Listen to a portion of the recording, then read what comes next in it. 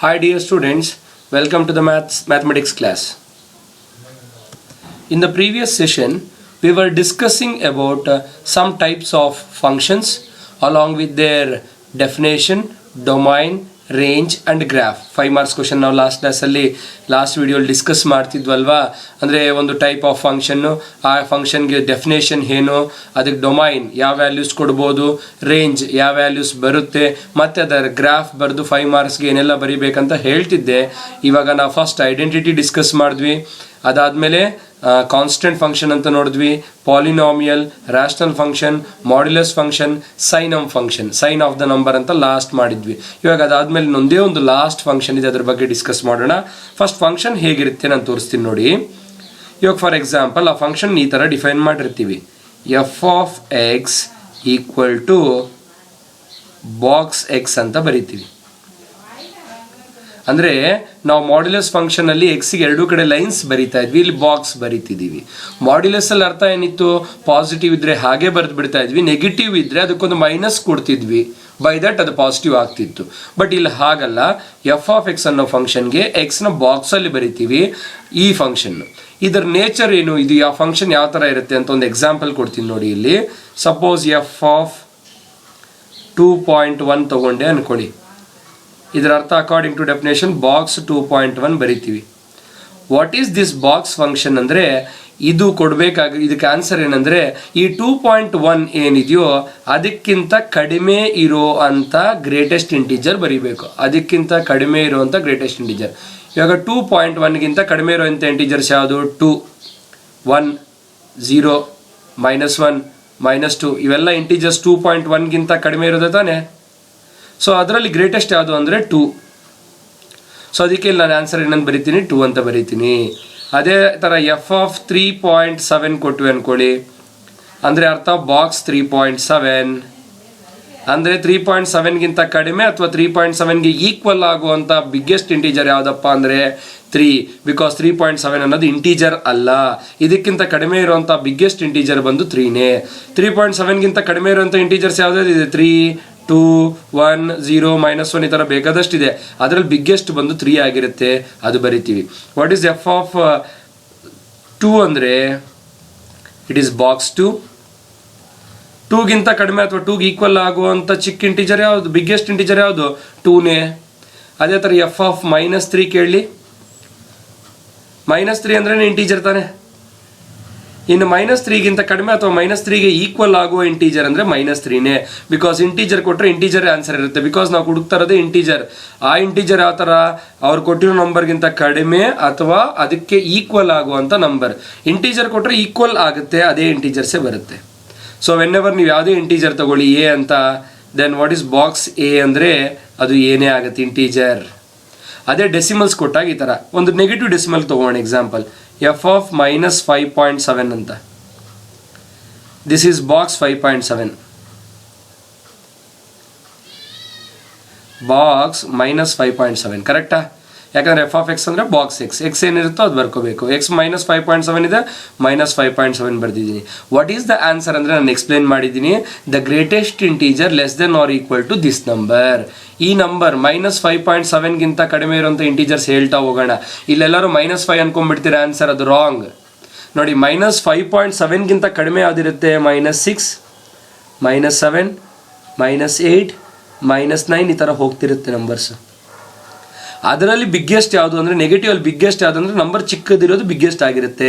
-6 ಬರುತ್ತೆ ಆನ್ಸರ್. ನೋಡಿದ್ರೆ ಇದರಲ್ಲಿ ನಾನು ಇವಾಗ ಬೈಫರ್ಗೆಟ್ ಮಾಡಿ ಹೇಳ್ಬಿಡ್ತೀನಿ ನೋಡಿ. ಪಾಸಿಟಿವ್ ಅಲ್ಲಿ 2.1 ಇದ್ರೆ 2 ಬಂದಿದೆ, 3.1 ಇದ್ರೆ 3 ಬಂದಿದೆ. ಅಂದರೆ ಪಾಸಿಟಿವ್ ಡೆಸಿಮಲ್ಸ್ ಕೊಟ್ಟರೆ ಡೆಸಿಮಲ್ ಬಿಟ್ಟು ನಂಬರ್ ತಗೊಳ್ಳೋದೇ ನಂಬರೇ ಬರುತ್ತೆ ನೋಡಿ. ಇಲ್ಲಿ ಇನ್ನೊಂದು ಬೇಕಾದ್ರೆ ನೋಡಿ, ಎಫ್ ಆಫ್ 9.8 ತಗೊಳ್ಳಿ.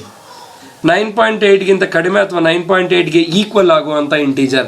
9.8 ಇಂಟೀಜರ್ ಅಲ್ಲ ಬಿಡಿ, ಅದಕ್ಕಿಂತ ಕಡಿಮೆ ಬರುವಂಥ ಬಿಗ್ಗೆಸ್ಟ್ ಇಂಟೀಜರ್ ಯಾವುದಪ್ಪ ಅಂದರೆ 9. ಅದೇ ಎಫ್ ಆಫ್ ನಾನು -3.9 ಹೇಳಿದೆ ಅಂದ್ಕೊಳ್ಳಿ. ನೀವೇ ಯೋಚನೆ ಮಾಡಿ, -3.9ಗಿಂತ ಕಡಿಮೆ ಇರುವಂಥ ಇಂಟೀಜರ್ಸ್ ಅಂದಾಗ ನಮಗೆ ಸಿಗೋದೇ -4ಇಂದ ಸ್ಟಾರ್ಟ್ ಆಗುತ್ತೆ. -4, -5, -6 ಆ ಥರ. ಇದರಲ್ಲಿ ಬಿಗ್ಗೆಸ್ಟ್ ಯಾವುದಂದರೆ -4 ಆಗಿರುತ್ತೆ, -4 ಅಂತ ಬರುತ್ತೆ. ಇವಾಗ ಇದನ್ನೆಲ್ಲ ನೀವು ಎಕ್ಸಾಂಪಲ್ಸ್ ಅಬ್ಸರ್ವ್ ಮಾಡಿ ಒಂದು ಹೇಳ್ಬೋದು. ಪಾಸಿಟಿವ್ ಇದ್ದರೆ ಯಾವುದೇ ನಂಬರ್ ಕೇಳಲಿ ಅದರಲ್ಲಿರುವಂಥ ಇಂಟೀಜರ್ ಪಾರ್ಟ್ ಬರುತ್ತೆ. 2.1ನಲ್ಲಿ 2 ಬರುತ್ತೆ, 3.7ನಲ್ಲಿ 3 ಬರುತ್ತೆ. ನೆಕ್ಸ್ಟ್ 9.8 ಇಲ್ಲಿ ತೊಗೊಂಡು 9.8ಅಲ್ಲಿ 9 ಬರುತ್ತೆ. ಅದೇ ನೆಗೆಟಿವ್ ಡೆಸಿಮಲ್ಸ್ ತೊಗೊಂಡ್ರೆ ಅದಕ್ಕಿಂತ ಕಡಿಮೆ ಇರುವಂಥ ಇಂಟೀಜರ್ ಅಂದರೆ -5.7ಗಿಂತ ಕಡಿಮೆ ಇರೋದು -6, -3.9ಗಿಂತ ಕಡಿಮೆ ಇರೋದು -4 ಅಂದರೆ ಅದ್ರ ಪ್ರೀವಿಯಸ್ ನಂಬರ್ಗೆ ಹೋಗುತ್ತೆ. -3ಗಿಂತ ಕಡಿಮೆ ಇರುವಂಥ -3.9 ಅಂದರೆ ಈ ಯಾವ ಇಂಟೀಜರ್ ಪಾರ್ಟ್ ಇರುತ್ತೋ ಅದಕ್ಕಿಂತ ಒಂದು ಕಡಿಮೆ ಅಂದರೆ -4. ಇಲ್ಲಿ -5 ಇರೋದ್ರಿಂದ -6. ಗೊತ್ತಾಗ್ತದೆ ಅಲ್ವಾ? ಇರೋ ನೆಗೆಟಿವ್ ನಂಬರ್ಗಿಂತ ಒಂದು ಕಡಿಮೆ ಆಗ್ತಾ ಇರುತ್ತೆ ನೆಗೆಟಿವ್ ಪಾರ್ಟ್. ಇನ್ನು ಇಂಟೀಜರ್ ಬಂದರೆ ಇಂಟೀಜರೇ ಆನ್ಸರ್. ನೋಡಿ 2ಗೆ 2ನೇ ಆನ್ಸರು, -3ಗೆ -3ನೇ ಆನ್ಸರು, f(0)ಗೆ ಆನ್ಸರ್ ಬಂದು 0ನೇ. Because greatest integer less than or equal to 0 is 0. ಗೊತ್ತಾಯ್ತಲ್ವಾ? ಅಷ್ಟು. ಅದಕ್ಕೆ ಈ ಫಂಕ್ಷನ್ ಹೆಸರು ಬಂದು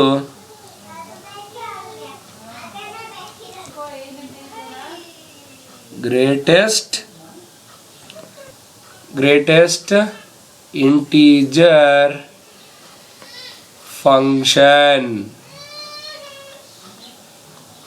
ಓಕೆನಾ? ಇಲ್ಲಿ ನಾವೇನು ಹೇಳ್ತೀವಿ ಅಂದರೆ let f is any real valued function from R to R which is defined by f(x) equals box x, where this box x ಅಂದರೆ ಏನು? ಈಸ್ ಗ್ರೇಟೆಸ್ಟ್ ಇಂಟೀಜರ್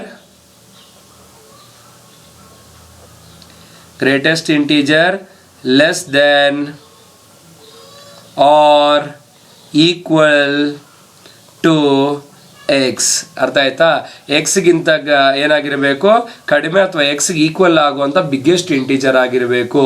ಸೊ ಅದಕ್ಕೆ ಇಂಟೀಜರ್ಸೇ ಆನ್ಸರ್ ಬರುತ್ತೆ. ಪಾಸಿಟಿವ್ ಡೆಸಿಮಲ್ಸ್ಗೆ ಅದರ ಇಂಟೀಜರ್ ಪಾರ್ಟ್ ಅಂದರೆ for example ಇವಾಗ 5.7 ಕೇಳಿದ್ರೆ ವಾಟ್ ಈಸ್ ಬಾಕ್ಸ್ ಆಫ್ 5.7 ಅಂದರೆ 5 ಅಂತ ಹೇಳ್ಬಿಡ್ತೀವಿ. ಅದೇ ನೆಗೆಟಿವ್ ಅಲ್ಲಿ ಕೇಳಿದ್ವಿ ಅನ್ಕೊಳ್ಳಿ -5.7 ಅಂತ, ಇದ್ರ ಪ್ರೀವಿಯಸ್ ಇಂಟೀಜರ್ ಬರಿತೀವಿ ಅಂದರೆ -6.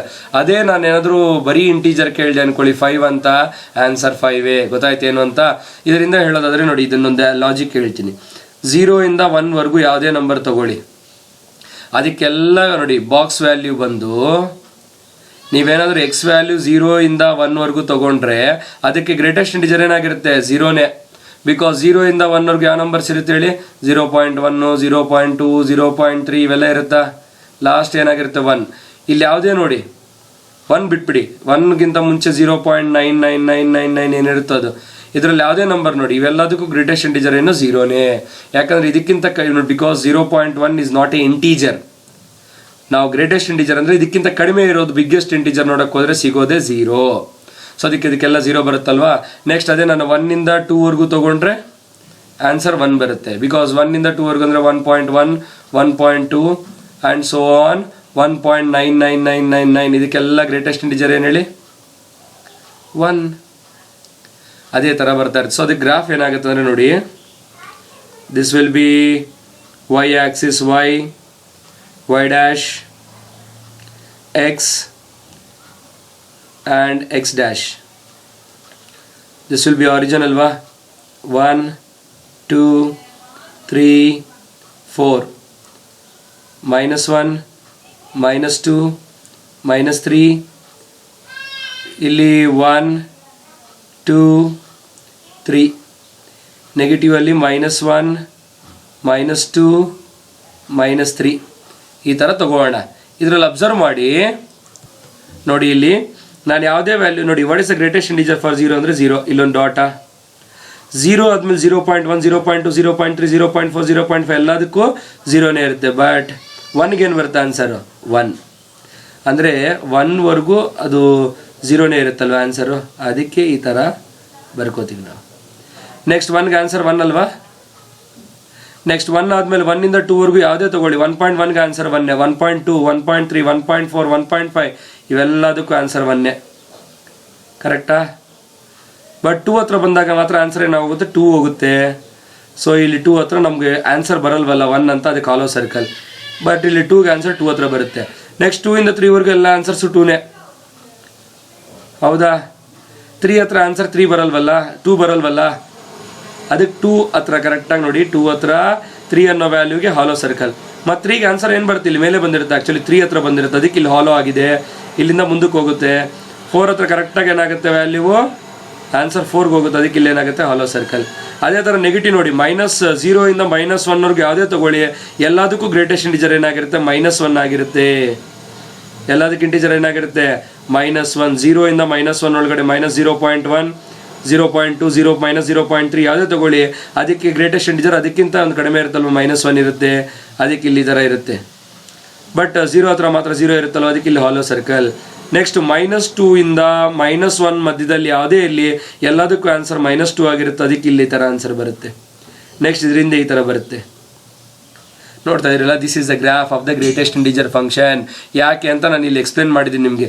ಗ್ರೇಟೆಸ್ಟ್ ಇಂಟಿಜರ್ ಫಂಕ್ಷನ್ ಅಂದರೆ ನಾವು ಕೊಟ್ಟಿರೋ ನಂಬರ್ಗೆ ಒಂದು ಹೈಯೆಸ್ಟ್ ಇಂಟಿಜರ್ನ ಕೊಡುತ್ತೆ.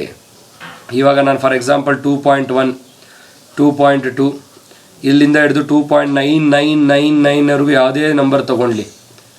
ಇವಾಗ ಇದು ಗ್ರೇಟೆಸ್ಟ್ ಇಂಟಿಜರ್ 2ನೇ, ಇದಕ್ಕೂ ಗ್ರೇಟೆಸ್ಟ್ ಇಂಟಿಜರ್ 2, ಈ ಲಾಸ್ಟ್ ನಂಬರ್ಗೂ ಗ್ರೇಟೆಸ್ಟ್ ಇಂಟಿಜರ್ 2ನೇ. ಸೊ ಅದಕ್ಕೆ 2 ಇಂದ 3 ಮಧ್ಯದಲ್ಲಿ ಆನ್ಸರ್ ಎಲ್ಲ 2 ಬರ್ದಿದ್ದೀನಿ ನೋಡಿ. ಬಟ್ 3ಗೆ ಮಾತ್ರ ಗ್ರೇಟೆಸ್ಟ್ ಇಂಟಿಜರ್ ಏನಾಗುತ್ತೆ, 3 ಅದಕ್ಕೆ ಮೇಲೆ ಹೋಗುತ್ತೆ, ಅದಕ್ಕೆ 3 ಹತ್ರ ಇಲ್ಲಿ ಏನು ಬರ್ಕೋಬೇಕು, ಹಾಲೋ ಸರ್ಕಲ್. ಇಲ್ಲಿ ನೋಡಿ, ಅಷ್ಟು ಗ್ರಾಫ್ ಅಬ್ಸರ್ವ್ ಮಾಡಿದ್ರೆ ಸ್ಟೆಪ್ ವೈಸ್ ಇದೆ ಅಲ್ವಾ. ಅದಕ್ಕೆ ನಾವೇನಂತ ಕರಿತೀವಿ ಅಂದರೆ, ಈ ಟೈಪ್ ಆಫ್ ಗ್ರಾಫ್ನ ಸ್ಟೆಪ್ ಫಂಕ್ಷನ್ ಅಂತಾನೂ ಕರಿತೀವಿ. ಯಾವುದನ್ನು, ಗ್ರೇಟೆಸ್ಟ್ ಇಂಟಿಜರ್ ಫಂಕ್ಷನ್ಗೆ ಸ್ಟೆಪ್ ಫಂಕ್ಷನ್ ಅಂತಾನೂ ಕರಿತೀವಿ. ನೆಕ್ಸ್ಟ್ ಇನ್ನು ಈ ಗ್ರಾಫ್ಗೆ 2 ಮಾರ್ಕ್ಸ್ ಆಯಿತಾ, ಆ್ಯಂಡ್ ಇಲ್ಲಿ ಡೆಫಿನೇಷನ್ಗೆ 1 ಮಾರ್ಕ್ ಸಿಗುತ್ತಾ. ಇನ್ನು ಫೈನಲಿ ಇನ್ 2 ಮಾರ್ಕ್ಸ್ ಏನಿದೆ, ಡೊಮೈನ್ ಮತ್ತು ರೇಂಜ್ ನೋಡೋಣ. ಇಲ್ಲಿ ಡೊಮೈನ್ ಅಂದರೆ ಕೊಡೋವಂಥ ವ್ಯಾಲ್ಯೂಸ್ ಯಾವ್ದು ಕೊಡ್ಬೋದು. ಇಲ್ಲಿ ನೋಡಿ, ನಾನು ಡೆಸಿಮಲ್ಲೂ ಕೊಡ್ತಾ ಇದ್ದೀನಿ, ನೆಗೆಟಿವ್ ಡೆಸಿಮಲ್ಲೂ ಕೊಡ್ತಾ ಇದ್ದೀನಿ, ಇಂಟೀಜರು ಕೊಡ್ತಾ ಇದ್ದೀನಿ. ಅಂದರೆ I am giving integers, positive decimals, negative integers ತೊಗೋತೀವಿ. What is the greatest integer for -10 ಅಂದರೆ ದ ಆನ್ಸರ್ ಈಸ್ -10 ಓನ್ಲಿ. ಅಂದರೆ ನೀವು ಯಾವುದೇ ವ್ಯಾಲ್ಯೂ ತೊಗೊಂಡ್ರೆ ಆನ್ಸರ್ ಬರ್ತದೆ. So domain is R. And coming to the range ಅಂದರೆ ಬರೋವಂಥ ಆನ್ಸರ್ಸ್ ಅಲ್ವಾ, ನೀವೇ ಅಬ್ಸರ್ವ್ ಮಾಡಿ. ಗ್ರೇಟೆಸ್ಟ್ ಇಂಟಿಜರ್ ಫಂಕ್ಷನ್ಸು ಕೊಡೋವಂಥ ಆನ್ಸರ್ಸ್ ಎಲ್ಲ ಇಂಟೀಜರ್ಸೇ ನೋಡಿ. ಇಲ್ಲಿ ಬಂದಿರೋಂಥ answer 5, it is a integer. -6, it is also integer. 5 is a integer. -10 is a integer. ಈ ಫಂಕ್ಷನ್ನು ನಿಮ್ಗೆ ಎಲ್ಲ ವ್ಯಾಲ್ಯೂಸು ತೊಗೊಳುತ್ತೆ, ಬಟ್ ಕೊಡೋದು ಮಾತ್ರ ಬರೀ ಏನು, ಇಂಟೀಜರ್ಸ್ ಮಾತ್ರ. ಅದಕ್ಕೆ ರೇಂಜ್ಗೆ ಏನಂತ ಹೇಳ್ತೀವಿ ಅಂದರೆ ಇಂಟೀಜರ್ಸ್ Z ಅಂತ ಹೇಳ್ತೀವಿ. ಇದರಿಂದ ನೋಡಿ, ಇಲ್ಲಿ 1 ಮಾರ್ಕ್ ಬರುತ್ತೆ ಇದಕ್ಕೆ. ಸೊ ಫೈನಲಿ 5 ಮಾರ್ಕ್ಸ್ ಮುಗಿದಿದೆ. ಡೆಫಿನೇಷನ್ ನಾನು ಕಳಿಸ್ತೀನಿ, PDF ಆ್ಯಸ್ ಇಟ್ ಈಸ್ ಬರ್ಕೊಳ್ಳಿ. ಆ್ಯಂಡ್ ಗ್ರಾಫ್ ಯಾವ ಥರ ಬರುತ್ತೆ ಅಂತ ಎಕ್ಸ್ಪ್ಲೇನ್ ಮಾಡಿದ್ದೀನಲ್ವಾ. Because for all the values from 0 to 1 the answer is 0. Because the greatest integer for all the values from 0 to 1 will be 0. From 1 to 2 it will be 1. From 2 to 3 it will be 2. ಅದಕ್ಕೆ step wise ಬರ್ತಾ ಇರುತ್ತೆ, ಈ ಥರ ಬರೆದಿದ್ದೀವಿ. This is the graph of the greatest integer function, which is a step function. Graph steps ತರ ಇದೆ. And domain will be all real numbers and range will be only integers. So ಇದರಿಂದ all types of functions ಮುಗಿದಿದೆ. First identity, constant function, polynomial function, rational function ನೋಡಿದ್ವಿ. ಅದಾದಮೇಲೆ modulus ನೋಡಿದ್ದೀರಾ, signum function ನೋಡಿದ್ದೀರಾ. And finally ಇವಾಗ greatest integer function. ಇದರಲ್ಲಿ ಇವೆರಡು simple ಆಗಿದೆ. ಇದು ಕೇಳಿದ್ರೆ ವಿತ್ ಎಕ್ಸಾಂಪಲ್ ಕೇಳ್ತಾರೆ. ರ್ಯಾಷನಲ್ ಫಂಕ್ಷನ್ ಬರೀ ಡೆಫಿನೇಷನ್ ಮಾತ್ರ ಇದೆ ಬಿಡಿ.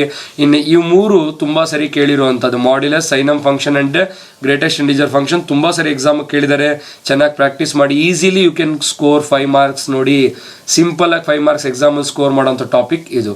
ನೆಕ್ಸ್ಟ್ ಇಲ್ಲಿಗೆ ಟೈಪ್ಸ್ ಆಫ್ ಫಂಕ್ಷನ್ಸ್ ಮುಗಿದಿದೆ. ಇನ್ನು ನಾವು ನೋಡಬೇಕಾಗಿರೋದು ಇದರಲ್ಲಿ ಕೆಲವು ಪ್ರಾಬ್ಲಮ್ಸ್ ಇದೆ, ಅದನ್ನು ಇವಾಗ ಹೇಳ್ತೀನಿ.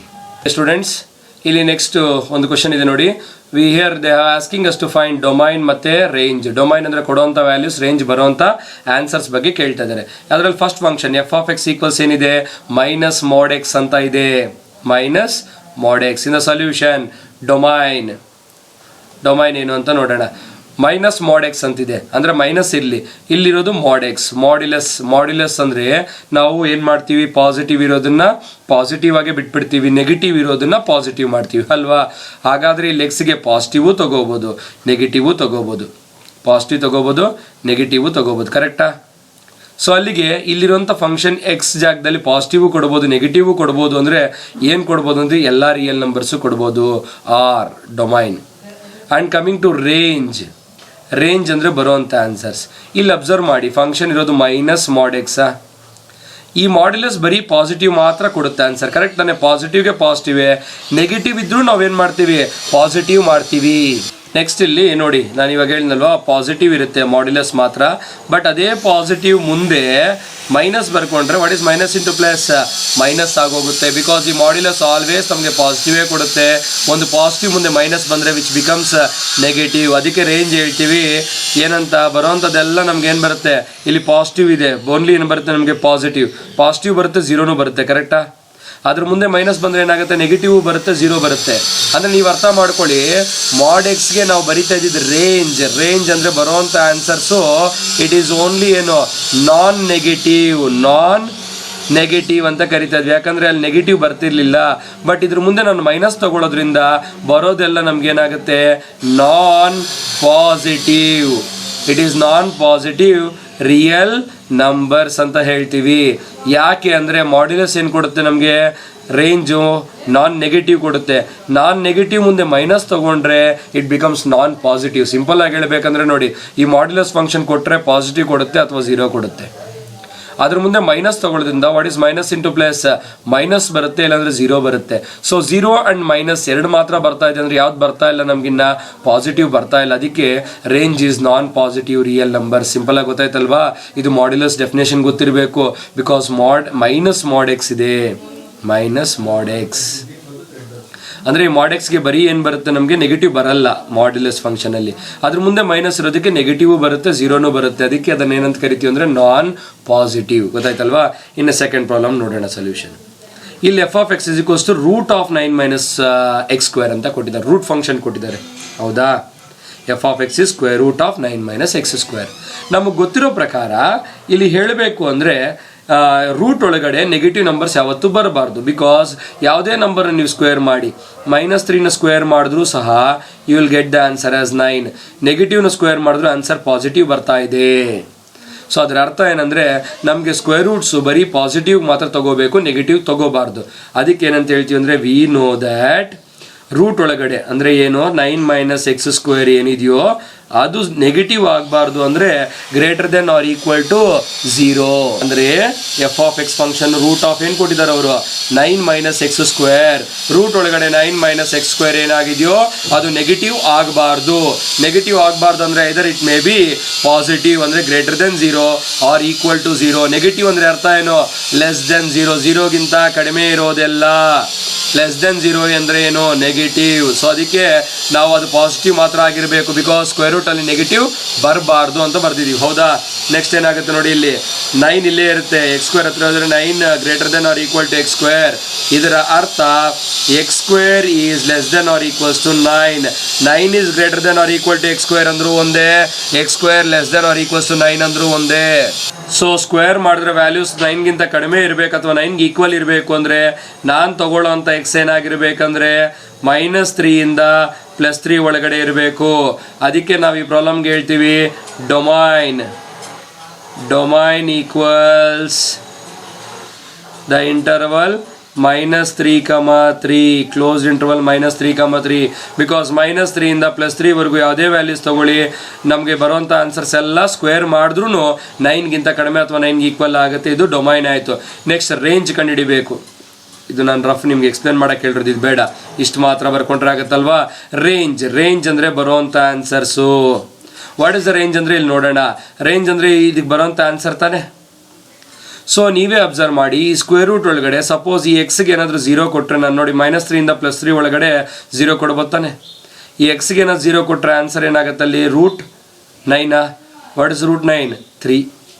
ಅಂದರೆ ನನಗೆ ಈ ರೂಟ್ ಒಳಗಡೆ ಮ್ಯಾಕ್ಸಿಮಮ್ ಏನು ಬರ್ಬೋದು ಅಂದರೆ, ಈ ಎಕ್ಸನ್ನು ನಾನು ಮ್ಯಾಕ್ಸಿಮಮ್ 0 ಮಾಡಿದ್ರೆ 9 ಉಳ್ಕೊಳ್ಳುತ್ತೆ. What is root 9? 3. ಮಿನಿಮಮ್ ಬರಬೇಕು ಈ ರೂಟ್ ಒಳಗಡೆ ಅಂದರೆ, ಈ ಎಕ್ಸ್ಗೆ ನಾನು ಇಲ್ಲಿ ನೋಡಿ ಡೊಮೈನಲ್ಲಿ ಕೊಡೋಂಥ ವ್ಯಾಲ್ಯೂಸ್ 3 ಕೊಟ್ಟೆ ಅನ್ಕೊಳ್ಳಿ. 3 ಕೊಟ್ಟರೆ what is 3² 9. It becomes root of 9 - 9. It becomes root 0 which is 0. ಹಾಗಾದರೆ ರೂಟ್ ಒಳಗಡೆ ನನಗೆ ಮಿನಿಮಮ್ 0ನೂ ಬರುತ್ತೆ, ಮ್ಯಾಕ್ಸಿಮಮ್ 3 ಬರುತ್ತೆ. ಯಾವಾಗ ಅಂದರೆ ಇಲ್ಲಿ ಸಬ್ಟ್ರಾಕ್ಷನ್ ಇರೋದಕ್ಕೆ, ನಾನು ಕಡಿಮೆ ಸಬ್ಟ್ರಾಕ್ಟ್ ಮಾಡಿದ್ರೆ ಜಾಸ್ತಿ ಆನ್ಸರು, ಜಾಸ್ತಿ ಸಬ್ಟ್ರಾಕ್ಟ್ ಮಾಡಿದ್ರೆ ಕಡಿಮೆ ಆನ್ಸರು. ಸೊ ಅಲ್ಲಿಗೆ ಈ x² ಏನಾದರೂ ಕಂಪ್ಲೀಟಾಗಿ ನಾನು ಎಕ್ಸ್ಗೆ 0 ಕೊಟ್ಟರೆ ಇದೆಲ್ಲ ಹೊರಟೋಗುತ್ತೆ, ಬರೀ ರೂಟ್ 9 ಇರುತ್ತೆ. It becomes 3. ಆ್ಯಂಡ್ ನಾನು ಅದೇ ಏನಾದರೂ ಎಕ್ಸ್ಗೆ 3 ತೊಗೊಂಡ್ರೆ 3² 9 ಆಗುತ್ತೆ. 9 - 9 ಏನಾಗುತ್ತೆ 0. ಸೊ ಇದರ ಪ್ರಕಾರ ಇದು ಪ್ರಾಬ್ಲಮಲ್ಲಿ ಏನು ಎಕ್ಸ್ಪೆಕ್ಟ್ ಮಾಡ್ಬೋದು ಅಂದರೆ ಆನ್ಸರು 0 ಇಂದ 3ವರೆಗೂ. ಬಿಕಾಸ್ ನಾನು ಕೊಡೋ ವ್ಯಾಲ್ಯೂಸ್ ಏನೇ ಕೊಡಲಿ, ನಾನು ಪಾಸಿಟಿವ್ ಮಾತ್ರ ಒಳಗಡೆ ಇರೋದು ಪಾಸಿಟಿವ್ ಮಾತ್ರ ಆದರೆ ಆನ್ಸರ್ ಬರುತ್ತೆ. ಸೊ ಅದಕ್ಕೆ ಏನು ಆನ್ಸರ್ಸ್ ಬರ್ಬೋದು ಅಂದರೆ ಫ್ರಮ್ 0 to 3 ಆಗಿರೋದ್ರಿಂದ range will be closed interval 0,3. Okay students, next ಇನ್ನೊಂದು ಪ್ರಾಬ್ಲಮ್ ಕೊಟ್ಟಿದ್ದಾರೆ ನೋಡಿ ಇಲ್ಲಿ. Find the range of each of the following functions. Range ಅಂದ್ರೆ ಬರುವಂತ ಆನ್ಸರ್ಸ್ ಕೇಳ್ತಾ ಇದ್ದಾರೆ. ಅಂಡ್ ಇಲ್ಲೊಂದು ಫಂಕ್ಷನ್ ಎಫ್ ಆಫ್ ಎಕ್ಸ್ ಕೊಟ್ಟಿದ್ದಾರೆ 2 - 3x ಅಂತ, where x belongs to R real numbers and x greater than 0 ಅಂತಾನು ಅವರೇ ಹೇಳ್ಬಿಟ್ಟಿದ್ದಾರೆ. ಸೊ ನಾನು ಎಕ್ಸ್ ಗ್ರೇಟರ್ ದೆನ್ 0 ಕೊಟ್ರೆ ಈ ಫಂಕ್ಷನ್ ಅಲ್ಲಿ ರೇಂಜ್ ಅಂದ್ರೆ ಏನ್ ಬರುತ್ತೆ ಅಂತ ಕೇಳ್ತಾ ಇದ್ದಾರೆ.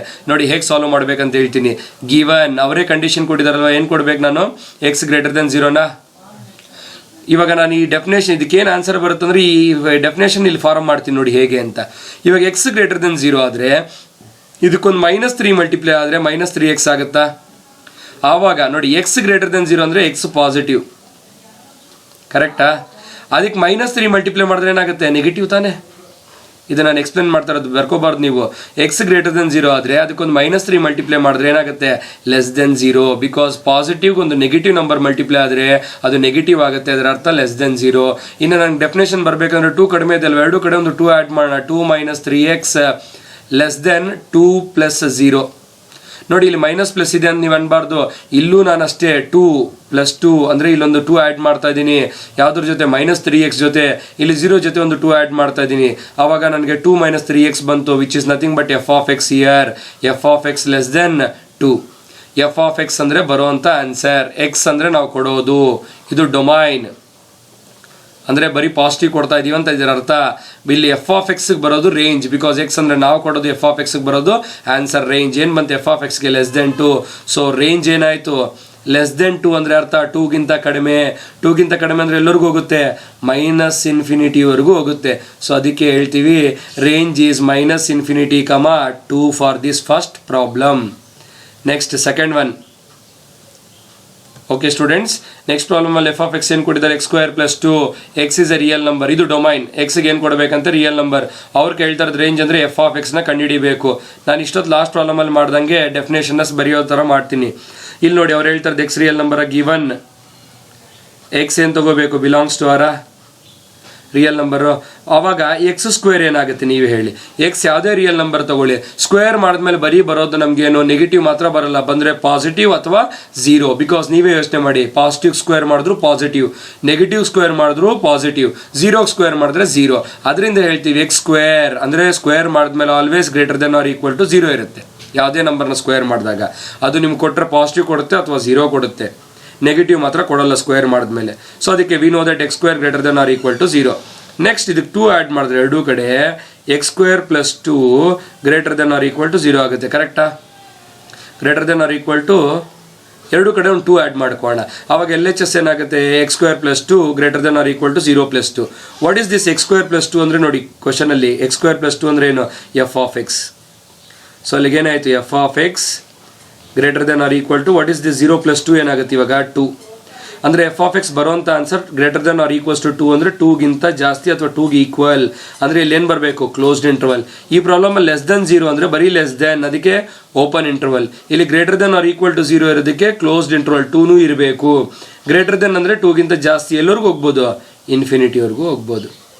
This is range. ಅರ್ಥ ಆಯ್ತಾ? The range of the function is closed interval 2, ಗೊತ್ತಾಯ್ತಲ್ವ ಯಾಕೆ ಅಂತ? ಓಕೆ, ಥರ್ಡ್ ಕ್ವಶನ್ ಇದ್ರಲ್ಲಿ ನೋಡೋಣ. ಎಫ್ ಆಫ್ ಎಕ್ಸ್ ಈಕ್ವಲ್ಸ್ ಏನು ಕೊಟ್ಟಿದ್ದಾರೆ ಅಂದರೆ ಎಕ್ಸ್ ಹೇಳಿದ್ದಾರೆ. X is a real number. So ಸೊಲ್ಯೂಷನಲ್ಲಿ ಗಿವನ್ ಎಕ್ಸ್ ಯಾವ್ದು ತಗೋಬೇಕಂತೆ? ಅವ್ರು ಹೇಳಿದ್ದಾರೆ ಎಕ್ಸ್ಗೆ ರಿಯಲ್ ನಂಬರ್ ಅಂತ. ಎಕ್ಸ್ ಬಿಲಾಂಗ್ಸ್ ಟು ಆರ್, ಕರೆಕ್ಟಾ? ಹಾಗಾದರೆ ಇಲ್ಲಿ ಕೊಟ್ಟರೆ ಎಫ್ ಆಫ್ ಎಕ್ಸ್ ಏನು? ಎಕ್ಸೇ. ಸೊ ಅಲ್ಲಿಗೆ ಈ ಎಕ್ಸ್ ಬದಲು ನಾನು ಎಫ್ ಆಫ್ ಎಕ್ಸ್ ಬರ್ಕೋಬೋದಾ? ಬಿಕಾಸ್ ಅವ್ರು ಕೊಟ್ಟಿರೋದು x belongs to R. And ಇಲ್ಲಿ ಅವರೇ ಡೆಫಿನೇಷನ್ ಹೇಳಿದ್ದಾರೆ f of x equal to x. ಈ ಎಕ್ಸ್ ಬದಲು ನಾನು ಎಫ್ ಆಫ್ ಎಕ್ಸ್ ಯೂಸ್ ಮಾಡಿದ್ರೆ f of x also belongs to R, ಕರೆಕ್ಟಾ ಅಲ್ವಾ? Because f of x equal to x. If x belongs to R then f of x also belongs to R. This implies f of x ಅಂದರೆ ಏನು? Range ತಾನೆ.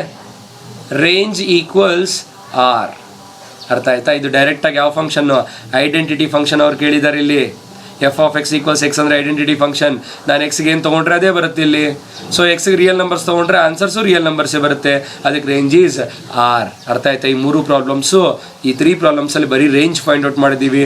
First 2 ಪ್ರಾಬ್ಲಮ್ಸಲ್ಲಿ definition ಬರೋ ಥರ ನಾನೇ ಮಾಡಿದೆ. 2 - 3x ಅನ್ನೋ ಪ್ರಾಬ್ಲಮ್ ಆಗಿರ್ಬೋದು. ನಾನೇ ಡೆಫಿನೇಷನ್ ಫಸ್ಟು ಎಕ್ಸ್ ಏನಂತ ನೋಡಿದೆ, ಅದಕ್ಕೆ -3 ಮಲ್ಟಿಪ್ಲೈ ಮಾಡಿದೆ, ಮತ್ತು 2 ಆ್ಯಡ್ ಮಾಡಿಕೊಂಡು ಡೆಫಿನೇಷನ್ ಬರೋ ಥರ ಮಾಡಿದ್ವಿ. ಅದಕ್ಕೊಂದು ರೇಂಜ್ ಸಿಕ್ತು. ಅಂದರೆ ಲೆಸ್ ದೆನ್ 2, 2ಗಿಂತ ಕಡಿಮೆ ಅಂದರೆ 2ಗಿಂತ ಕಡಿಮೆ ಅಂದರೆ -∞ವರೆಗೂ ಯಾವುದಾದ್ರೂ ಬರ್ಬೋದು. ಇನ್ನೊಂದು ಪ್ರಾಬ್ಲಮ್ 2ಗಿಂತ ಜಾಸ್ತಿ ಅಂದರೆ 2 ಇಂದ ∞ ಬರ್ಬೋದು. ಬಟ್ ಅಲ್ಲಿ ಒಂದು ಹತ್ರ ಲೆಸ್ ದೆನ್ 2 ಇತ್ತು. ಅಂದರೆ 2ಗಿಂತ ಕಡಿಮೆ ಅಂದರೆ 2 ಬಿಟ್ಬಿಟ್ಟು 2ಗಿಂತ ಕಡಿಮೆ ಅಂದರೆ 2ನೂ ಸೇರಿಸ್ಕೋಬಾರ್ದು. ಇನ್ನೊಂದು ಪ್ರಾಬ್ಲಮ್ ಇತ್ತು x² + 2. ಇಲ್ಲಿ greater than or equal to 2 ಬಂತು. ಅದರ ಅರ್ಥ ಏನಂದರೆ 2 ಇಂದ ಅಂದರೆ ಸ್ಕ್ವೇರ್ ಬ್ರ್ಯಾಕೆಟ್ 2 ಇಂದ ∞, because ∞ does not belongs to R. ಅದಕ್ಕೆ ಓಪನ್ ಇಂಟರ್ವಲ್ ಬರೀಬೇಕು. ಈ ಪ್ರಾಬ್ಲಮ್ಗೆ ಲೆಸ್ ದೆನ್ 2 ಅಂದರೆ -∞, 2 ಅಂತ ಬಂತು. ಬಿಕಾಸ್ ಇಲ್ಲಿ ಇಟ್ ಈಸ್ ಲೆಸ್ ದೆನ್ 2 ಅಂತ ಬಂದಿರುತ್ತೆ, ಅಂದರೆ 2ಗಿಂತ ಕಡಿಮೆ. 2 ಈಕ್ವಲ್ಸ್ ಇಲ್ಲ, ಅದಕ್ಕೆ ಇಲ್ಲಿ ಕರ್ವ್ ಬ್ರ್ಯಾಕೆಟ್. ಅರ್ಥ ಆಯ್ತಲ್ಲ ಡಿಫ್ರೆನ್ಸ್ ಏನಂತ? ಇಷ್ಟೇ. ಸೊ ಇಲ್ಲಿಗೆ ರಿಲೇಷನ್ಸ್ ಆ್ಯಂಡ್ ಫಂಕ್ಷನ್ಸ್ ಚಾಪ್ಟರ್ ಮುಗಿದಿದೆ. ಈ ಸಿಂಪಲ್ ಪ್ರಾಬ್ಲಮ್ಸ್ ಇತ್ತು, ಮಾಡಬೇಕಿತ್ತು, ಕಂಪ್ಲೀಟ್ ಮಾಡಿದ್ದೀನಿ. ಇನ್ನೊಂದು ಟಾಪಿಕ್ ಇದೆ ಆಲ್ಜಿಬ್ರಾ ಆಫ್ ಫಂಕ್ಷನ್ಸ್ ಅಂತ. ಆಲ್ಜಿಬ್ರಾ ಆಫ್ ಫಂಕ್ಷನ್ಸ್ ಅದು ಆಲ್ರೆಡಿ ಈ ವರ್ಷ ಸಿಲೆಬಸ್ಸಿಂದ ತೆಗೆದು ಬಿಟ್ಟಿದ್ದಾರೆ. ನೆಕ್ಸ್ಟ್ ಕಾಂಪಿಟೇಟಿವ್ ಕ್ವಶನ್ಸ್ ನಾವು ಡಿಸ್ಕಸ್ ಮಾಡುವಾಗ, CET ಕ್ವಶನ್ಸ್ ಅಥವಾ JEE ಮಾಡುವಾಗ ಅವಶ್ಯಕತೆ ಇರೋ ಹತ್ರ ನಾನು ಅದನ್ನು ಹೇಳ್ಕೊಡ್ತೀನಿ. ಆಗ್ಬೋದಲ್ವಾ? ಸೊ ಇಷ್ಟಕ್ಕೆ we completed the chapter relations and functions. ಅರ್ಥ ಆಯ್ತು ಎಲ್ಲರಿಗೂ? Relations and functions chapter first ordered ಪೇರಿಂದ ಸ್ಟಾರ್ಟ್ ಮಾಡಿದ್ವಿ. Ordered pair, next Cartesian product, next relation, next function. ಈ ಫಂಕ್ಷನಲ್ಲಿ ಟೈಪ್ಸ್, ಕೆಲವು ಪ್ರಾಬ್ಲಮ್ಸ್. ಅರ್ಥ ಆಯ್ತಲ್ಲ? So by this we can complete the chapter relations and functions. ನಾನು ಈ ವಿಡಿಯೋ ಮಾಡುವಾಗ ಸ್ವಲ್ಪ ಡಿಸ್ಟರ್ಬೆನ್ಸ್, ಇಲ್ಲೇನೋ ಒಂದು ವರ್ಕ್ ನಡೀತಾ ಇದೆ. ಸೊ ಅದರಿಂದ ಡಿಸ್ಟರ್ಬೆನ್ಸ್ ಆಗ್ತದೆ ಸೌಂಡು. ಸಪೋಸ್ ಯಾರಿಗಾದ್ರೂ ಯಾವ್ದಾದ್ರು ಟಾಪಿಕ್ ಆ ಡಿಸ್ಟರ್ಬೆನ್ಸಿಂದ ಅರ್ಥ ಆಗಲಿಲ್ಲ ಅಂದರೆ ನೀವು ಅದನ್ನು ಕೇಳ್ಬೋದು. ಏನೋ ಅದನ್ನು ನೀವು ಅಡ್ಜಸ್ಟ್ ಮಾಡ್ಕೊಳ್ಳೋಕೆ ಹೋಗ್ಬೇಡಿ. ಎನಿ ಡೌಟ್ಸ್ ಡೈರೆಕ್ಟಾಗಿ ಕೇಳಿ. So in the next class we start with a new chapter.